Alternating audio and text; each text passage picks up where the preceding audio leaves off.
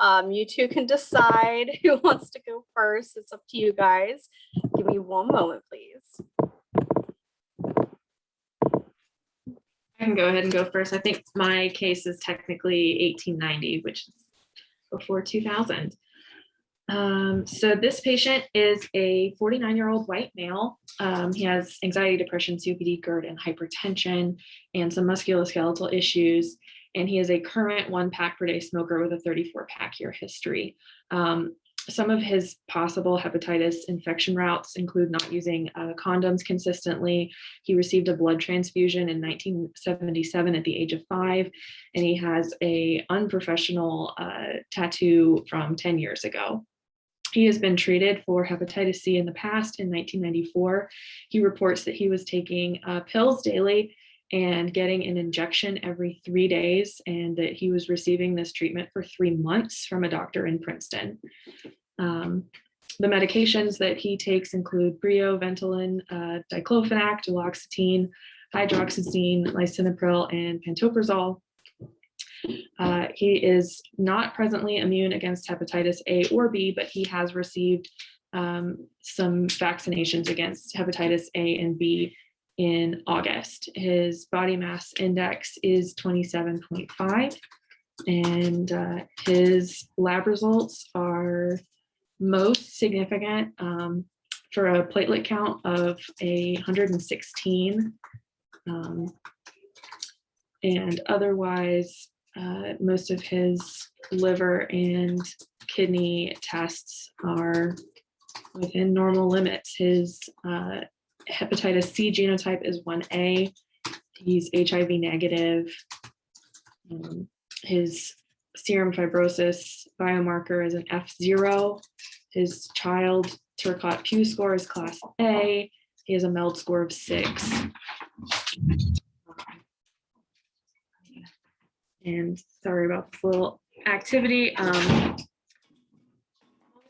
What some of the questions were regarding this patient is if his prior treatment affects any of the current medical options for him, if there's some drug interactions to be concerned about, specifically pantoprazole, and for the cause of the thrombocytopenia, if that's liver, or if we should consider working him up for other potential causes of the thrombocytopenia.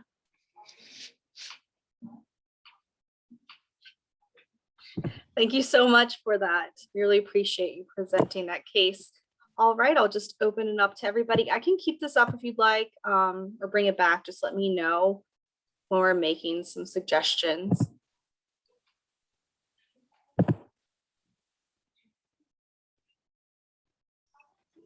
I can go unless anybody else wants to speak first. I prefer anybody else first. This is Kaylee. Like our fellows or any.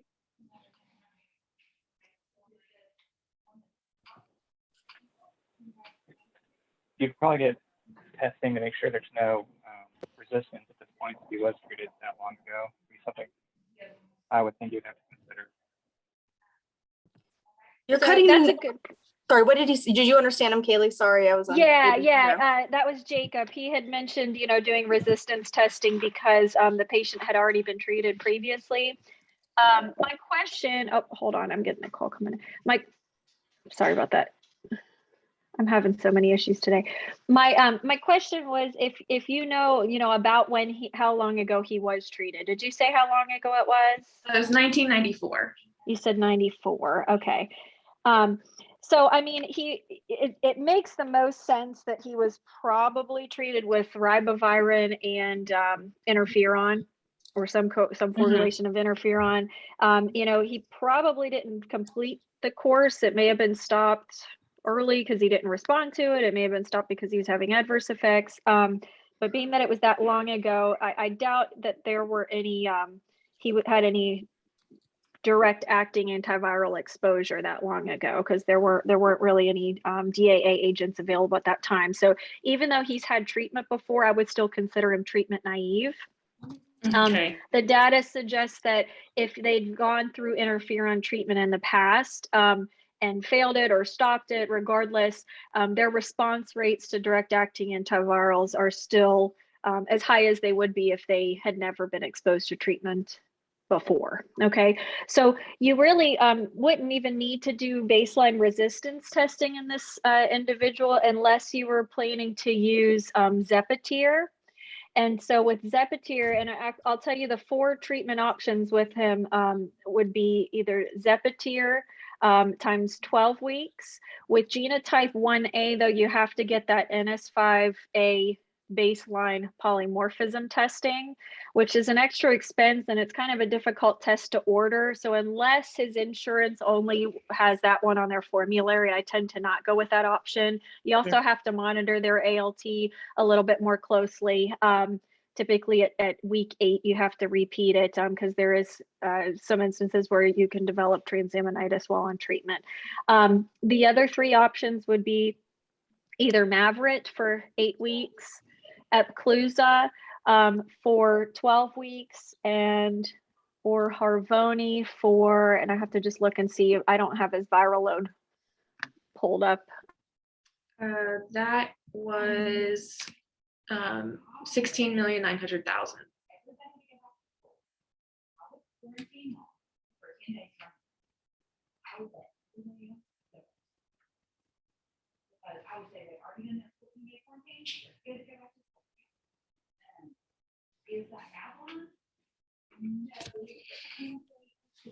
There it is. And we'll also be sending those recommendations to you too. We type that up as well. But just, those are the 4 treatment options. Now, before I would treat him though, because he has a long history of exposure, he probably hasn't just recently acquired this. He's had several years, decades that he may have had infection plus treatment in 94.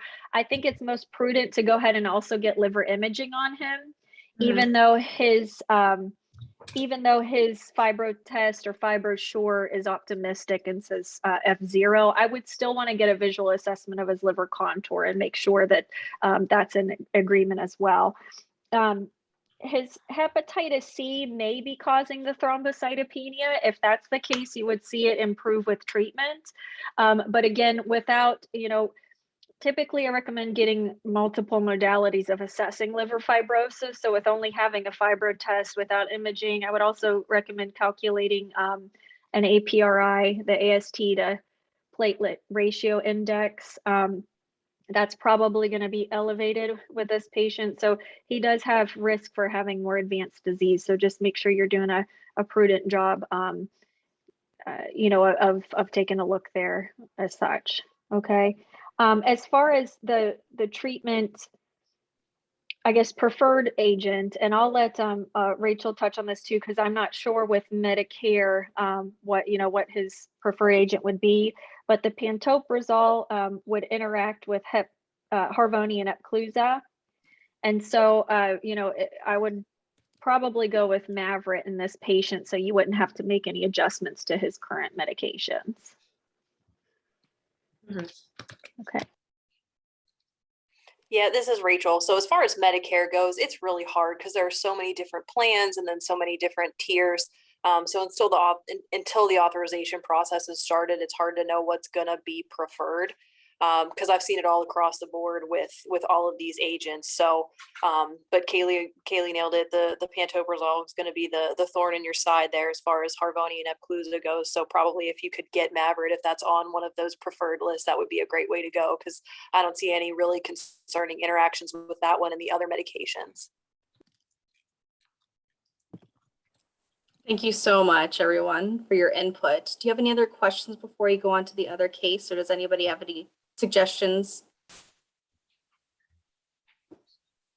Nope, nothing really that Kaylee didn't already say. This is John, but this is the second week in a row. Well, I take it back. I guess we do Echo every other week. So this was the second time in a row that we've had discordance on our APRI and platelet count and the FibroSure, and realize that that's a thing. That's a big problem. And I 100% agree with Kaylee. This is somebody that I have a great deal of concern. If you made me guess, it was the blood transfusion in 90, whatever, or whatever, it's 77, 77. Yeah, I mean, that's the highest risk. Sex isn't really a big issue as long as it's heterosexual and no HIV. And, tattoos are what they are. I doubt it unless it was a jailhouse tattoo. So probably the darn blood transfusion. So he's had it for a long time. Too risky that this is actually involved in some chronic liver disease too with that platelet count. Remember, mechanistically, like Kaylee said, it can be from ITP. So you can have an immune-mediated thrombocytopenia. That's an extrahepatic manifestation of Hep C, part of the aberrant antibody production constellation that happens with a chronic Hep C infection or any chronic viral infection. And the APRI and platelet count freaked me out a little bit. So I definitely would try to get a FibroSure and as Kaylee mentioned, image the heck out of this guy and err on the side of long-term. Maybe keeping an eye on his platelet count and perhaps even HCC screening long-term. Don't know on that one yet, but collect more data. But otherwise, great job. Yeah, I'm old enough to confirm there was definitely no boceprevir or telaprevir in those were the old protease inhibitors in 1994. So those weren't until the late 2000s. So definitely no worry about his prior treatment. Thank you. Since we have some new listeners on today, would you guys want me to review real quickly the APR and the FIB4 index, what those calculations are? I sure would. Yes, that would be helpful. Thank you. I keep muting myself. I suck today. Hold on, let me put my video on. Maybe I just need to look at myself. I don't know. So whenever you're assessing someone that has hepatitis C infection, one of the first things you want to do is a really good job of understanding how what degree of severity their underlying liver disease is. Okay, that will affect your treatment decisions in addition to how you manage their liver disease long term. So if someone has stage 3 or stage 4 disease, even after their Hep C has been treated, you want to continue doing hepatocellular carcinoma surveillance screenings every 6 months through imaging. So either a right upper quadrant ultrasound, MRI, or CT scan. The way that we can determine, so liver biopsy is certainly still the gold standard for assessing liver fibrosis. I have never ordered a liver biopsy on somebody that has just Hep C alone, okay? Because we have several non-invasive modalities of assessing fibrosis instead. The real thing, I guess, point to make is that none of these are spectacular at assessing fibrosis. So you really want to get multiple measurements, and then if you have discordant results between them, we tend to kind of go with the most pessimistic results and kind of monitor them more closely, as long as it also fits into the natural history and the context of the patient themselves. So for instance, if you have a 22-year-old who just started injecting drugs within the last 2 years, and their fibro test is F4 and they don't have any other risk factors, that's probably an overestimate. It's inaccurate. That fibro test can really be influenced by several measures. And so what that test is, it's a serum blood test that measures 6 different enzymes. It plugs them into an algorithm and it spits out a number. So if any of those values are well outside of the parameters of the test, it's going to really give you an overestimate and inaccurate result. So there's really no reason that you would expect a 20-something-year-old to have cirrhosis of the liver just from Hep C that they've only had for 6 months or a year, or even a couple years, because this is a very slow progressing condition. So we don't tend to see liver damage occur for really decades in most cases. Okay. Now in this individual, he's 49. He probably got this through a blood transfusion, maybe a tattoo, but he's at least had this for several decades. And, it seems like he has a couple other risk factors for chronic liver disease as well. So in those patients, even though his fibrosis marker, the fibro test, is really reassuring, F0, so no liver damage, still want to do a really close look and get Number one, an assessment of his liver contour, particularly because his platelets are low, and sometimes certainly that can be with having advanced fibrosis as well. Optimistically, it's just from the Hep C and will get better, but also because the natural history of his illness is also so spread out. The APRI is called the AST to platelet ratio index, and that test and the FIB4 calculation are really quick, easy calculations you can do with just a I'm sorry, I lost my train of thought, CBC and a CMP, okay? So the APRI is your AST level divided by the upper limit of normal for that test value, then divide that whole number by the platelet count and multiply that total by 100, okay? If that number is less than 0.7, there's a very low likelihood that they have advanced fibrosis. If it's greater than 1, we you know, again, these are not great at ruling at finding those middle stages, but if it's greater than 1, then we are more concerned that there is some underlying fibrosis there, okay, more severe.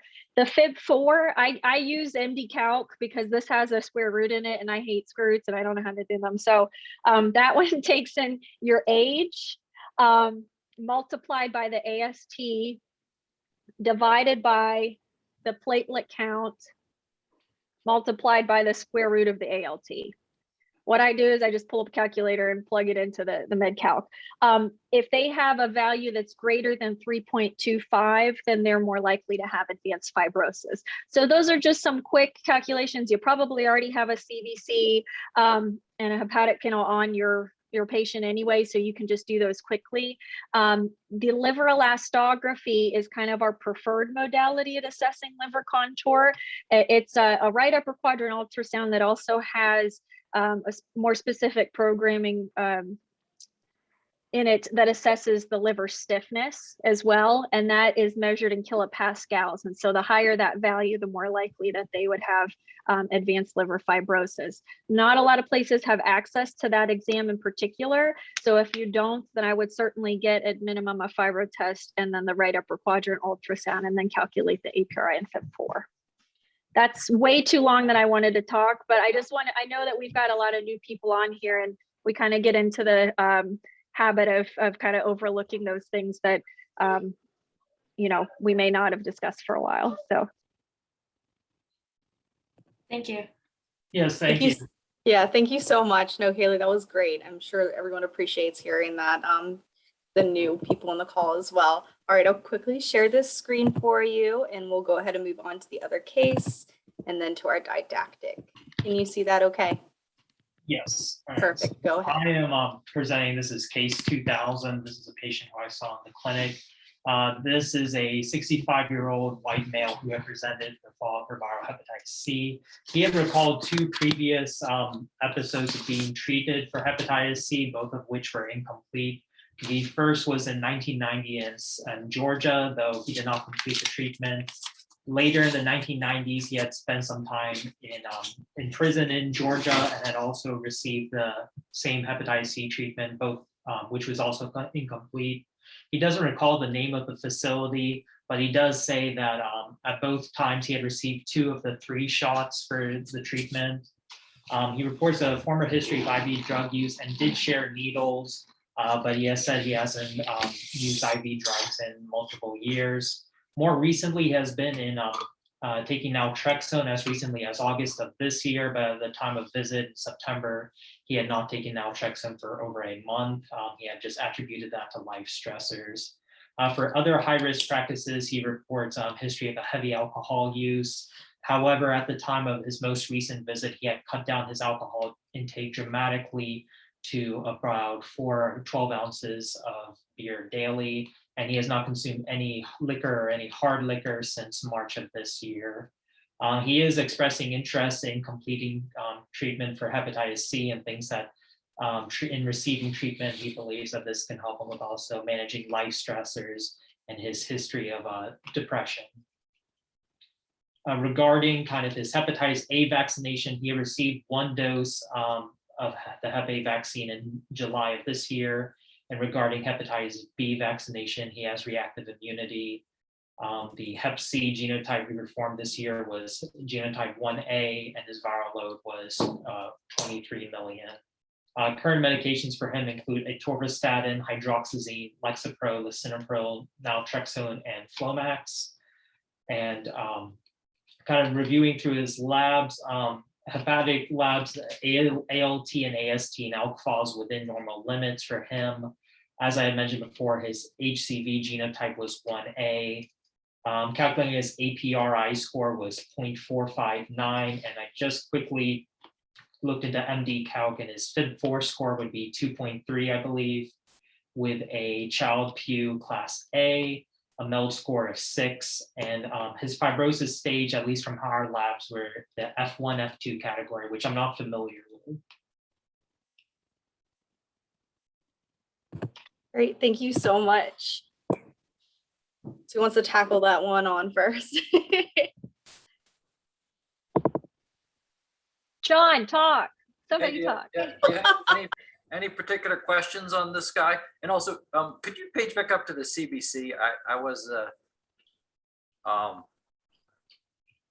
not paying attention to the CBC. Okay. Thank you. Yeah, any particular questions on this one from the presenter? Great presentation. Good job. Thank you. I think the particular question that we had is in regards to his 2 previous episodes of treatment, both of which were incomplete. What would be the best treatment for him? I kind of looked at, kind of assuming that any of kind of the newer forms of treatment would be available in the 1990s that we had discussed with the previous patient. I wasn't sure kind of what your recommendations would be as to what to start on. Yeah, so genotype 1A with a low viral load.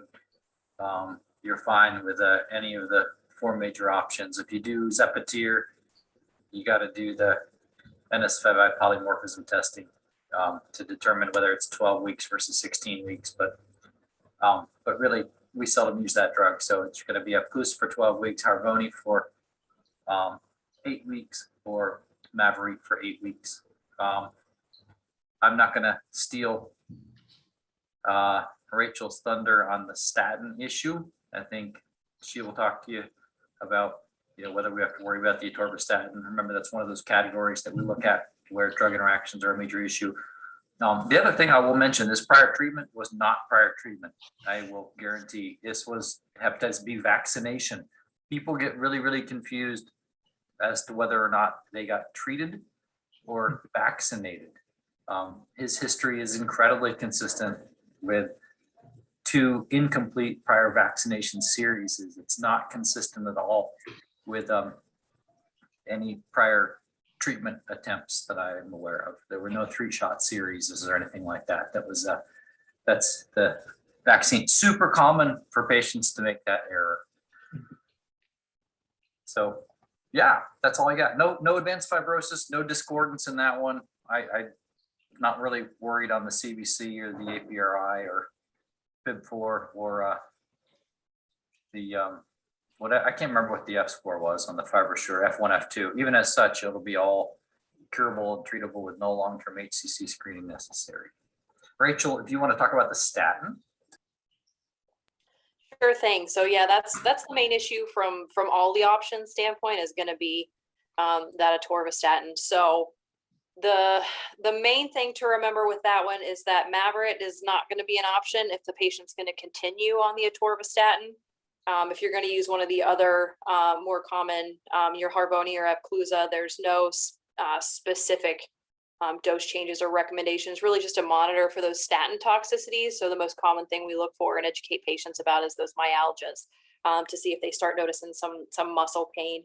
But Zepatier does have specific recommendations for lowering that dose to a maximum of 20 milligrams of atorvastatin while the patient is on Zepatier. So really, you got a couple of options depending on the patient's cardiac history. So if they're, if they recently had an MI or have some sort of severe cardiac history, we're much more hesitant to change or stop that Lipitor. But if they, if they're pretty stable and not having a lot of other issues, depending on what that is prescribed for, a lot of times we'll just hold them. It's only 8, maybe 12 weeks. Not going to be a huge difference if they just hold it for a little while they're on therapy. And the direct acting antivirals, all of them have a really short half-life. So once they're done with their Hep C treatment, they can go ahead and restart on their statin within a day or two of finishing. So if you're worried about confusion, if with the Zepatier option to lower the dose, and then they, maybe they're taking 2 statins or they have no idea, that's sort of my hesitation and my concern with lowering the dose and changing it like that. So if the patient is eligible to hold it, that would be, if you really want to go with Mavorite, that's the way to work around that one, because you can just hold it. And then with the Harvoni and Epclusa, just monitor, let them know these are the things to look for. And if they start noticing issues, then you might consider holding it or lowering the dose. Rachel, thank you. This is John again. For anybody who's new on the call, Rachel's advice she gave right then is exactly why we all use specialty pharmacies when we prescribe these drugs for that advanced level of advice. So anybody who's new on the call, who's not prescribed DIAs, partner with a specialty pharmacy who's going to really be a boon to you as a provider and prescriber, as well as the patient, to make sure they receive maximum benefit from these medicines, for us to do it safely and with good adherence. But just a little plug, I think Kaylee and I are always thankful to Rachel and Allied Health here at Morgantown. And feel free to use any specialty pharmacy you want, but use one. Thank you so very much for all that input. That's excellent. Do you have any other questions before we move on to the didactic portion? No, that'll be all. Thank you. Of course, no, thank you so much for presenting. All right, Rachel, I gave you co-host capability. So whenever you're ready, you can go ahead and share your screen, please. All right. Hopefully I do this correctly. I'm not on my computer. And I probably should turn on my camera so you guys can see. I'm in basically a closet right now. I have a window. There, you can see the top. There you are. All right. So you guys, can you see this okay? Yes, perfect. Yeah, you can just make that a presentation there. And I have it as a backup if you have any issue. Okay. All right. So we've already kind of touched on some of the main things that I was going to talk about today. So this is really great, really timely, really great cases to go over some of these. So what I'm going to go over today is the most common drug interactions that I see. A lot of the common concomitant medications, I guess, that our patients are going to be taking when we need to treat them for Hep C, and kind of go over some of the strategies that we use to overcome those, to mitigate those drug interactions, so the patient can get maximum benefit from their treatment. So we just talked about statins, so this is perfect. So the problem here with statins is that the way that they are eliminated from the body, a lot of the direct acting antivirals will prohibit that or inhibit that. So the risk is that the statins will accumulate, and that puts the patients at risk for those statin toxicities, that myopathy that we just talked about and mentioned. So I have the 4 most common agents that we use here across the top: Harvoni, Mavorite, Epclusa, and Zepatier. So what you can see right away, I tried to color code this so it was like a quick look reference, but you can see that rosuvastatin is the biggest issue from a statin standpoint, that has the majority of the interactions where we have to sort of make changes or adjust that when treating for hepatitis C. And you can see that with Harvoni specifically, the rosuvastatin is not recommended, but with the other agents, they have that maximum of a 10 milligram dose of rosuvastatin. On the flip side, the problem with the direct acting antivirals is going to be your Mavorite and Zepatier, and that's really the cause there is the protease inhibitor. So both those combination therapies have a protease inhibitor, and as a general rule, there's a lot more drug interactions with those protease inhibitors. So you can see the recommendations down the line there with each of the statins, with Mavorite and Zepatier. So like I already mentioned, you can change the statin to one that doesn't interact, or lower the dose if there's a max dose. I'm not a huge fan of that, only because, like I said, it kind of confuses the patients. And then, if the pharmacy's not, sure which one they're supposed to be dispensing, if they change therapy. So that one can get a little hairy, but we can, educate the patient and try to provide guidance as well for that short duration of treatment there. So you can do that, or you can just hold it. Again, if they don't have a significant cardiovascular history, they haven't recently had an MI, and you as the prescriber or the cardiologist, whoever's prescribing it, is comfortable with holding it, that's sometimes the easiest option. Just hold off on 8 to 12 weeks while you're taking your Hep C therapy, and then restart shortly thereafter. The next group I have here is the anticonvulsants. I hate this group, but I love this chart only because it's the easiest chart that I've ever had to make when going over drug interactions, because there's no options. So it's a love-hate relationship with this chart with your standard sort of anticonvulsant therapies. So you can see here carbamazepine, oxcarbazepine, the phenytoin, and the phenobarb. All of those, and sort of the flip side of the statins, all of those agents specifically are inducers of the hepatic enzymes that metabolize the direct acting antivirals. So they significantly lower the concentrations of our Hep C therapies to the point where they're subtherapeutic and risk resistance and failure, treatment failure with those agents. Unfortunately, there are no official dose adjustments with the direct acting antivirals or anything to kind of overcome that induction by those agents. But we do have options for other of the anticonvulsants that can be used in its place. So really what it's going to come down to is working with who the prescriber of that anticonvulsant, for whatever that indication is, and seeing if they could change therapy to something else. So I listed a couple of them here, the levetiracetam and the lamotrigine and valproic acid. So those ones don't expect any clinically significant interactions with the DAAs. Some of your other agents, gabapentin, topiramate, zonisamide, those are all other agents I don't expect clinical interactions from. The main thing from an anticonvulsant standpoint is to remember these four. There have been a handful of studies that have looked at altering the doses of the DAAs to try to overcome this induction for patients who they couldn't or didn't want to change.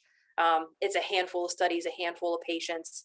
And unfortunately, they're using formulations or, like 1.5 tablets per day or something that unfortunately, because of the cost of these medications, isn't really feasible for us to do in practice, just because the insurances aren't going to authorize those changes. So right now, if you can, the mitigation strategy for this one is to work with the prescriber to change that therapy and get the patient stable on something else and be able to start that Hep C therapy. The next one, which is probably one of the more annoying ones because everybody is taking something for acid reflux and GERD, is all the acid suppressing agents. This is primarily with Harvoni and Epclusa. And it's the NS5A inhibitors in those, so the ladipasvir and the velpatasvir respectively in those two agents. And the problem is that as the gastric pH becomes more basic, the solubility of the DAAs decreases. So again, one of those areas where we're concerned about subtherapeutic levels that are going to risk treatment failure and development of resistance for the hepatitis there. So a couple of options for this, and I've got some slides that I'll go over with some mitigation strategies, but first and foremost, you could use something else that doesn't have the interaction. If the patient absolutely medically needs that, PPI or H2RA or something, they can use Mavorite or Zepitir. We don't expect that interaction with those agents. They could also temporarily hold it. If they think they can manage their symptoms without that agent, that's perfectly fine. Again, short half-lives, and if that acid suppressing agent's not there, it can't interfere, and then they can start it the next day after they're done with treatment. So that's an option for them if they can tolerate it. And then the next couple of slides, I have the dose adjustments and some of the administration recommendations when they did the studies with these. So this first chart is specific for Harvoni.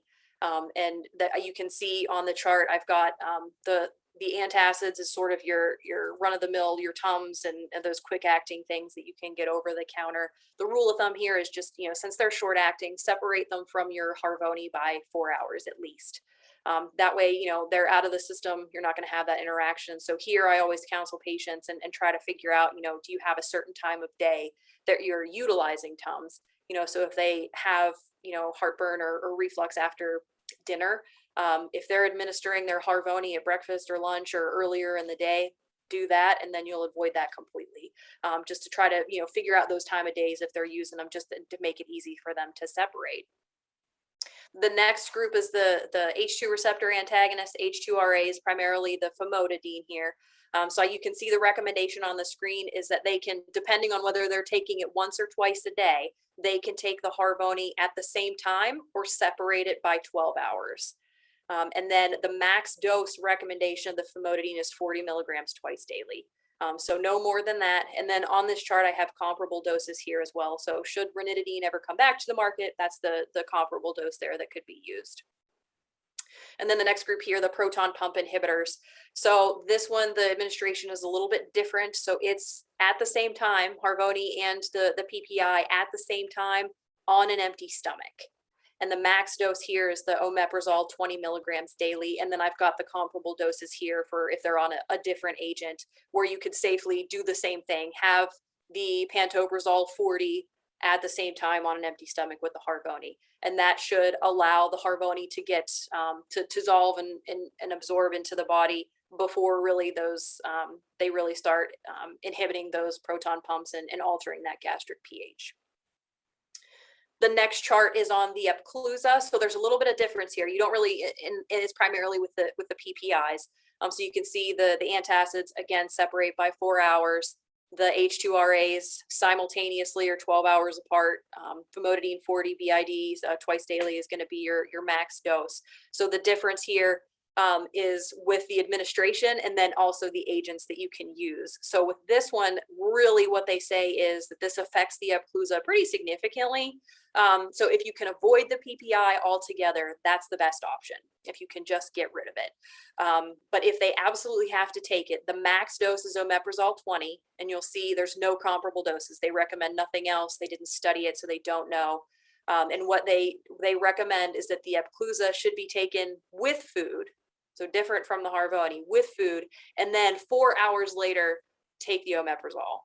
Okay, so I always try to reiterate with patients that, try to set up the schedule with them. So if they're going to take their Epclusa with breakfast and they eat breakfast at say 8 o'clock in the morning, okay, take your Epclusa with your breakfast and then take your omeprazole 20 milligrams, no more, at noon. Because a lot of times they hear that 4 hours and they think, oh, I'll just stretch it out. I'll take the omeprazole at night. And that's not the way that, with the way the studies were done, where they found the least amount of interaction to occur was this exact 4 hour window. So I always try to get a schedule set up with them so that they know exactly when they're supposed to administer each thing. All right, changing from the antacids, something else that's really important, because a lot of our patient population now, we're able to treat patients much younger. So we've got women of childbearing age. Ethinylestradiol can be a problem. So ethinylestradiol is in pretty much all combined hormonal contraceptives. So this is going to be an interaction with Mavorite, Vicura, and I also have it Vosebi listed here, even though we don't use it as much. And the problem is it increases when they're taken concomitantly. We see an increase in their ALTs. Once the agents are stopped, we see them normalize. So this is something they found in the safety studies when they were with these agents, when they were studying them. We don't really know mechanistically exactly what the problem is, but it earned them the contraindication to be used together. So you've got a couple of options to avoid, and one is to not use one of these agents. So as an alternative, you could use Harvoni or Epclusa in this case for these patients. You could also have them hold the ethinylestradiol, and whether they're going to use alternative contraceptives or abstinence. It's always a really important counseling point. We don't have a lot of significant data with the direct acting antivirals in pregnancy to really know what the impact would be on a baby. So we really want to make sure we can avoid our patients getting pregnant while taking the agents. So I'm always hesitant to say, yeah, just stop your birth control while you're taking this for 8 to 12 weeks. So another option is to change to something that is progestin only. So a lot of the LACs, the long-acting contraceptives, like I can't think of the word, the implant, there we go. The implant, your Depo, the drug-eluting IUDs are all hormonal. The hormone in those is progestin. So you have options for the progestin only, or the mini pill, just the oral progestin. So you've got options for other birth controls to supplant the ethinylestradiol if you need to. The next group is the antiarrhythmics, which I like to bring up some special nuances. First, we'll start with the digoxin. The problem here is because you're probably familiar, digoxin has such a really narrow therapeutic window that even the smallest increase can cause changes. And it doesn't really matter what the indication is. But primarily this is going to be with Harvoni, Epclusa, and Mavorite that we want to really closely monitor this. So they don't have specific recommendations for Harvoni and Epclusa. Mavorite actually, excuse me, in their package insert recommends that you automatically prior to therapy just decrease their dig dose 50%. So we've seen a handful of patients with this, and then we just monitor it more closely to make sure that they're not going to become dig toxic with that overload. Most of them tolerate it just fine, and we don't really have to make huge adjustments in their digoxin dose while they're on therapy.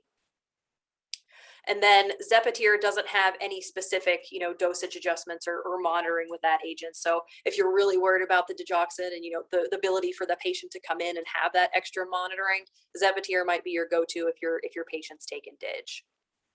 The other antiarrhythmic to bring up is the amiodarone. So now there is a black box warning for all the sofosbuvir containing regimens. And the reason for that is post-marketing, after these agents were approved, there were several case reports of patients having severe life-threatening bradycardia after starting. Most often it was within the first couple of days, but I think several of them happened up to 2 weeks after the patient started their Hep C therapy. In this instance, in those case reports, there were patients that had to have pacers placed. There was actually one patient that died as a result of this. So that's what earned it that black box warning. Things to remember with amiodarone is it has a crazy long half-life. So if you're going to stop amiodarone and change to another antiarrhythmic agent, just remember that the half-life with amiodarone is often quoted as 60 days. So if your patient has liver impairment on top of that, that's going to be even longer. So you're not going to be able to start the Harvoni or Epclusa until several months after they come off the amiodarone because of that. The package insert for those recommends like admitting the patient and monitoring them. I don't think anybody really wants to do that. I don't know if any insurance would pay for that. So then your other option is to use one of the other agents. We don't see this with the Mavorite or the Zepatier. So those could be alternative options for you as well if the patient can't come off of the amiodarone.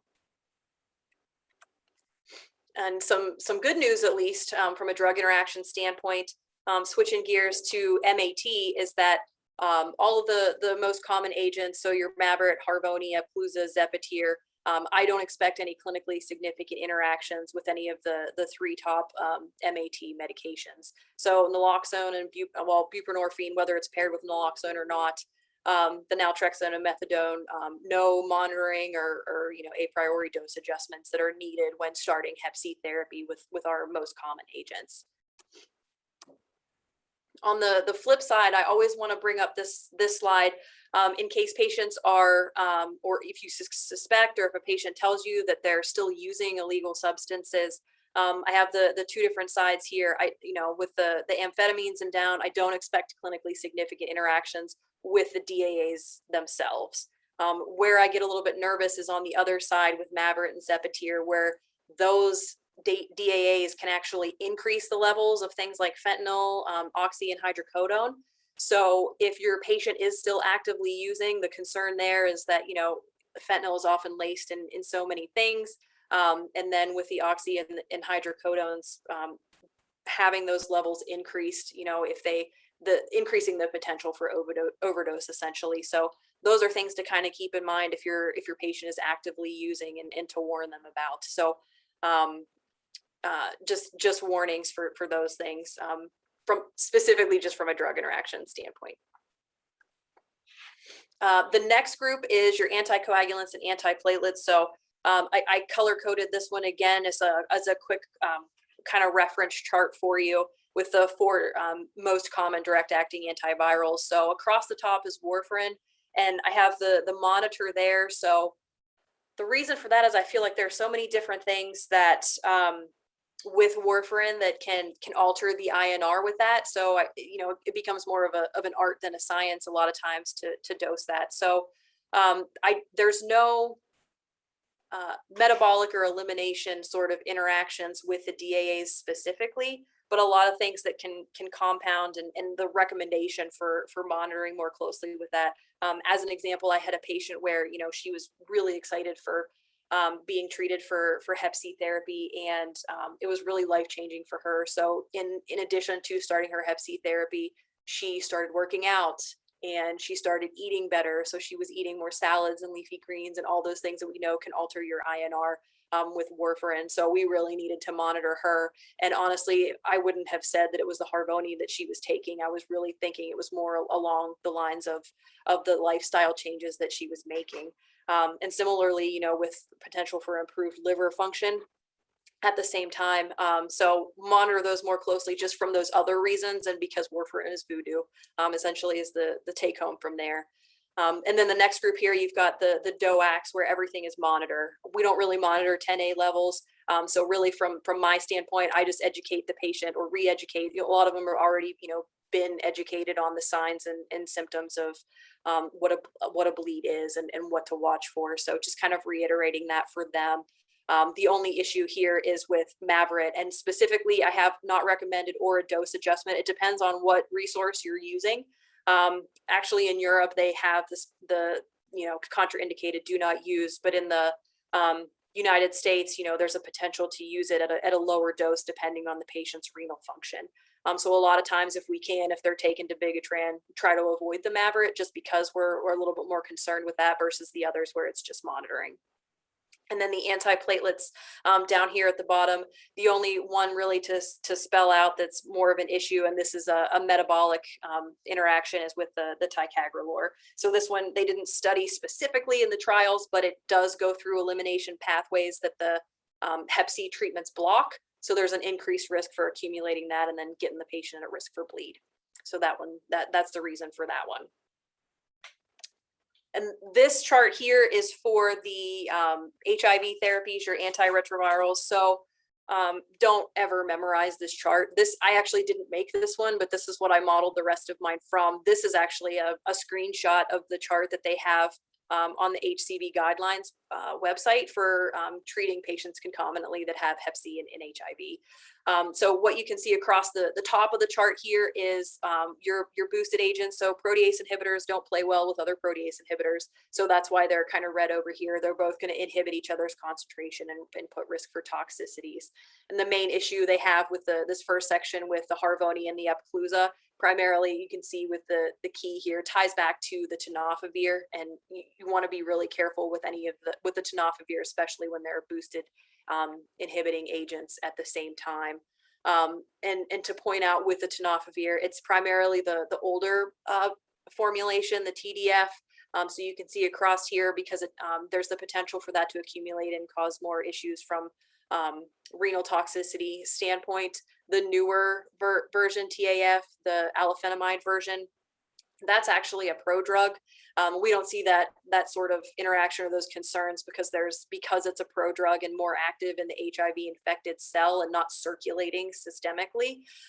We see a lot less toxicities from that, so we don't really worry about that accumulating like we do the older formulation, the TDF. So anytime you have a patient that's co-infected, just go to this website and kind of eyeball. You can see they've got the DAAs across the top: Harvoni, Epclusa, Zepatir, Mavorite, and then Vosevi. And then you can just look and see what's my patient's regimen and, you know, which agent is going to be the best option for them, kind of meeting in the middle here in this green area. So we've got enough options now. I think we're really set to treat patients that are co-infected and avoid those interactions. And then the last set of drugs that I have here is just the herbal supplements. It seems like so many patients are taking these things that are over the counter. The main issue in the red, just sort of as a warning, is St. John's wort, notorious enzyme inducer. So with pretty much every drug ever, because it goes through one of the really common pathways in the liver from a metabolism standpoint. So it chews up those direct acting antivirals, and then again, subtherapeutic levels, risking treatment failure and development of resistance. So don't use it with any of the DAAs. Tell your patient to stop taking that if they are taking it. There are a couple though that I see commonly: the melatonin, milk thistle, grapefruit, and turmeric that I have listed here. You know, patients always worry, especially if they're on statins. They're very familiar with the grapefruit issue, so they always want to know from that. But these are the common ones. They're not expected to have any clinically relevant interactions. I get a little bit scared about, you know, people take all these supplements that have all these things in them that I don't know. And if they're taking something with multiple supplements in it, my recommendation for them is just to stop taking it. It's only 8 to 12 weeks. I have no idea if most of that stuff is going to interact and cause an issue. Better safe than sorry. Just stop taking it for those 8 to 12 weeks. But these couple here are okay. I don't expect issues. And then really the major take home and that I hope that you guys use, hopefully this is helpful, is some of the interaction resources that you can use that are free. The first one here is the NIH website. You can go to the HIV AIDS info guidelines, and they actually have an entire section for in a chart. It's a very comprehensive chart of all the HIV medications and Hep C medications and where those interactions are to help you choose therapies if your patient is co-infected. And then the University of Liverpool, they have both a website as well as an app that you can download on your smartphone. I'm pretty sure it's free because I downloaded it and I'm cheap and I don't like to pay for apps. So I have it, so it's probably free. But this is what it looks like when you go to the App Store to download it. And then I have screenshots here individually. So you go through and can scroll through or type in and search whatever the direct acting antiviral is that you're thinking of using. You can also select multiple if you're kind of in between a couple of agents. And then hit the next button. It'll take you to whatever their other concomitant medications are that they're taking. Again, you can scroll through or type and then select all their medications. And then it'll give you the results here, and it's color coded. So when you see red, you know there's an issue. If there's potential monitoring, it'll come up yellow. And then if there's no issues or concerns, it'll be green. And what I love about this is that they actually incorporate, if there is any of the pharmacokinetic studies from those safety studies and whatnot, they incorporate that information in here for you so that you can see exactly what the interaction is. And then especially if they're the yellow ones where it's like monitor, you can sort of decide like, okay, this is probably not going to be an issue, or maybe I'm going to make this adjustment. And a lot of times if there's, so Mavorite is the one, remember we talked about, don't administer with atorvastatin, but if it were one of the other agents, it'll tell you in here, the max recommended dose is 20 milligrams. So I really love this app from a drug interaction standpoint. So I feel like Liverpool should give me royalties for plugging their product. And that's all I have. So I'm happy to take any questions you guys have.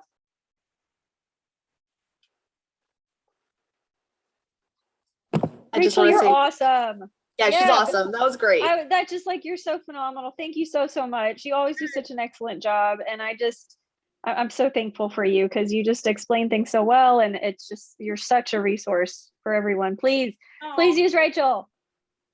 Also, I'm a pharmacist by trade. So drug interactions are kind of like my thing. I love it. So yeah, super nerdy. I know, I love it. I think that's great. And it's just, Rachel has always been such a wonderful resource. I use her all the time for, just the piddliest things. And so, I just want to thank you so much. I want to also say, because this is something I never think to counsel patients, my patients that are actively using, when I'm telling them, hey, you have to meet sobriety criteria for XYZ months because your insurance won't approve it otherwise. I'm going to start using the drug interaction aspect as well, because that's something that I really don't talk with them as, hey, if we treat you with this, then, you could overdose. So that's another reason why you need to focus on that. Cause I really only do it as more of a barrier standpoint from getting access to treatment. And sure. I'm going to change my practice because of that. So thank you so much for including that in your presentation as well. You're welcome. And if you guys have suggestions for, if I do this talk again and you have other medications you want me to specifically go over, I'm happy to add any of those in there. These are just, I think, off the top of my head, were the most common that I see, but I'm happy to include more. Thank you very much. Does anybody else have any questions for Rachel or comments before we do our final announcement?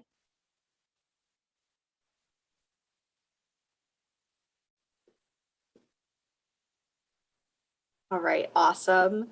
Thank you so much. All right, so our only announcement today is that our next session is going to take place next month, the beginning of the month, and Jean Kernel will be presenting on compensated versus decompensated. So thank you so much, everyone, for joining. You did a great job, Rachel. Thank you, and thank you to our case presentators. So have a great day. Thanks, everyone.